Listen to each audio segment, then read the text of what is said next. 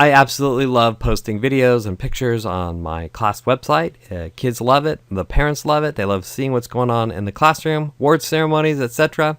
Videos as well.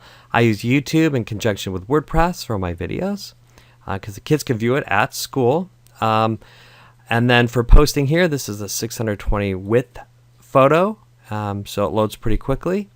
And then when I use Next Gen Gallery. And when I upload a whole bunch of photos for the photo gallery, my Next Gen photo gallery, I like the size 800 by 600. And I like Next Gen photo gallery. We'll have to do a video tutorial on that. You click and close it, or you can click and scroll through and click the picture to close it. And those, when I upload those and when they bring it up on a full size browser, it's a nice large picture. But this 620 is a good size too. But if you're uploading a lot of pictures right from your camera to WordPress, you're taking up a lot of space, and it takes time too. So I like to reduce the size of the pictures. I use a lot of photo editing tools, but the one that's available at school that I like is Picture Manager. And I use a whole bunch. I use Picasa, Lightroom by Adobe, Photoshop, etc. But this one does a really nice job of exporting photos, batch editing them, making a whole bunch of photos, a reduced size at once. So it starts out here. At school, you click Start, Applications, MS Office, and then go to Picture Manager. And it looks like this. The icon looks like this as well over in the top right-hand corner. And the process I usually have taken them on my digital camera, and the files are huge, usually about 2.5 megabytes each, my pictures are. And I reduce that to a small fraction of that size when I upload them on the web. So the starting point here is I usually take my SD card out and put it in the SD card reader on my computer. Or what you could do is plug the camera into it and then add that as a desktop. I think I might be unique in having an SD card reader on my computer. But you could plug the camera in as well. I'm at home, so I just have these on a folder. So you click Add Picture Shortcut. You go to your camera here, or I'm going somewhere else. My own. When I'm at school, I go to my SD card, digital card reader, and there you go. Find what you're looking for. And so when I go to my SD card reader, I have a whole bunch of photos on it. And I just leave the photos. I have a big secure digital card. And I just leave the photos on there all the time. And I just export them off there. So if I need the photos again, or and I can't find them, I know they're on my card. And then every year I clear out my card. So you notice I click Add Shortcut, and there's no pictures here.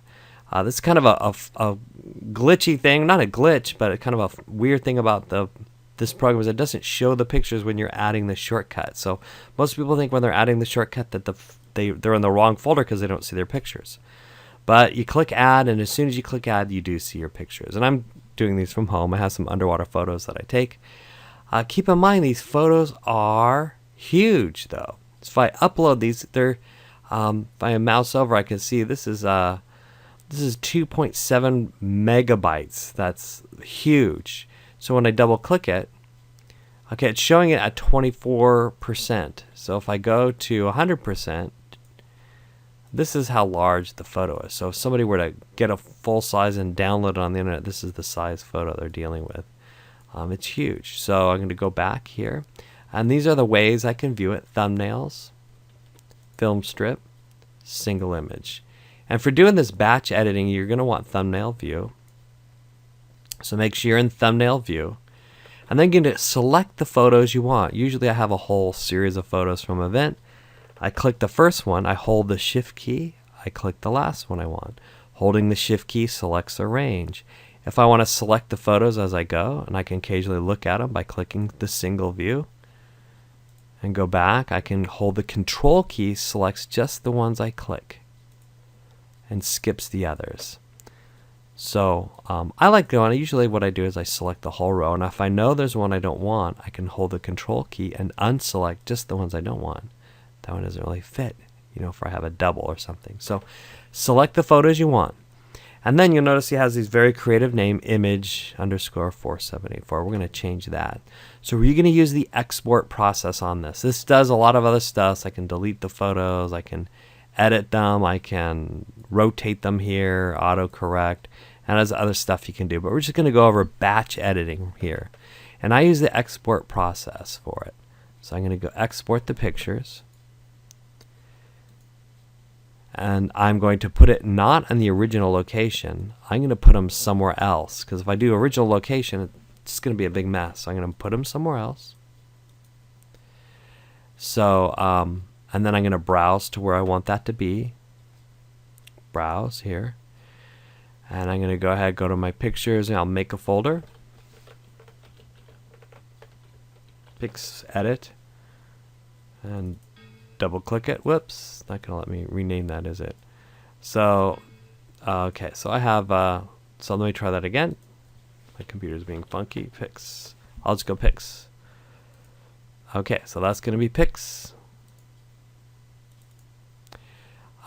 Pictures, pics, that's where it's gonna save them. Oftentimes I go on my disk, so I make the folder where I want to save them. Okay, now here's the fun part. New location. Now I can change the file names. I'm gonna uncheck that. And give it a name. I'm going to say underwater photos. I usually call it the name of the event, so they'll have it's going to leave the originals alone, but give the copies that I'm exporting out new name. And then if you click rename, you can say number of digits. So here's how it's going to name underwater 01, 02, and then here's the arrow to go back.